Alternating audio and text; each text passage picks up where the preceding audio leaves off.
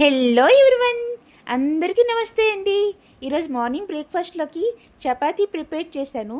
Chapati కాంబినేషన్లోన cauliflower mixed vegetables అన్నీ కలిపి curry prepare చేశానండి. ఇది చాలా చాలా టేస్టీగా ఉంటుంది. మీరు ఎప్పుడైనా ట్రై చేశారా లేదా కూడా కామెంట్లో చెప్పేయండి. నా ప్రాసెస్లోన ఎలా చేస్తానో ఏంటి అనేది మీకు చూపించేస్తాను, చూసేయండి ఫ్రెండ్స్. మొదటగా కాలీఫ్లవర్ని చిన్న చిన్న పీసెస్గా కట్ చేసుకున్నాను. ఆ తర్వాత క్యారెట్, క్యాప్సికమ్, ఆలూని కూడా కొంచెం కొంచెంగా కట్ చేసుకొని వాటర్లో సాల్ట్ వేసిన వాటర్లో వేసుకొని ఉంచుకున్నానండి ఒక 15 మినిట్స్ పాటు. ఆ తర్వాత ఒక కళాయి తీసుకున్నాను. హీట్ ఎక్కిన తర్వాత ఆయిల్ వేసుకున్నాను. ఆయిల్ వేసుకొని తాలింపు దినుసులో ఆవాలు, జీలకర్ర, మినపప్పు, శనగపప్పు దోరగా వేగిన తర్వాత అప్పుడు చిన్న చిన్న పీసెస్గా కట్ చేసుకున్న ఆనియన్స్, పచ్చిమిర్చి వేసుకున్నానండి. వేసుకొని బాగా మిక్స్ చేసుకున్న తర్వాత కరివేపాకు కూడా వేసాను. వేసి మూత పెట్టి మగ్గనిచ్చాను. బాగా మగ్గిన లోపల నేను అల్లం వెల్లుల్లి ఫ్రెష్గా దంచేసి వేసాను.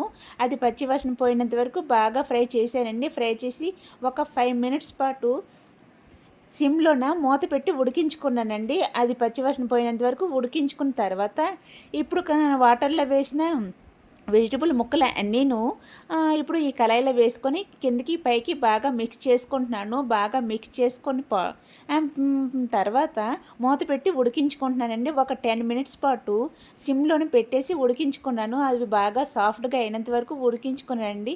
10 మినిట్స్ తర్వాత మూత తీసి చూస్తే బాగా సాఫ్ట్గా ఉడికాయి, చాలా బాగా ఉడికాయండి. ఇప్పుడు ఇందులోకి సాల్టు, కారం, పసుపు, ధనియాల పౌడర్ వేసి బాగా మిక్స్ చేసుకుంటున్నానండి. అది బాగా కిందకి పైకి బాగా మిక్స్ చేసుకున్న తర్వాత మూత పెట్టి ఒక 5 మినిట్స్ పాటు బాగా మగ్గనివ్వాలి. వాటికి ఉప్పు, కారం బాగా పట్టాలి కదా, ఆ ఉద్దేశంతో బాగా మిక్స్ చేసుకుని ఒక 5 మినిట్స్ పాటు సిమ్లోనే మూత పెట్టి ఉడికించుకున్నానండి. బాగా ఉడికిన తర్వాత రెడీ అయిపోయింది కర్రీ. బాగా ఫ్రైగా దగ్గరగా అయిపోయింది. లాస్ట్లో చివరిగా కొత్తిమీరని క్లీన్ చేసుకొని కట్ చేసుకున్న కొత్తిమీరని కూడా వేసుకుంటున్నాను. వేసుకొని మరొకసారి మిక్స్ చేసుకున్నాను. మిక్స్ చేసుకొని రెడీ అయిపోయిందండి కర్రీ. ఈ ప్రాసెస్లో ఒకసారి ట్రై చేయండి. ఎంత సింపులో అంత టేస్టీగా ఉంది కర్రీ. చాలా చాలా బాగుంది. ఈ కర్రీ అంటే మా పిల్లలకి కానీ మా వారికి కానీ చాలా చాలా ఇష్టం.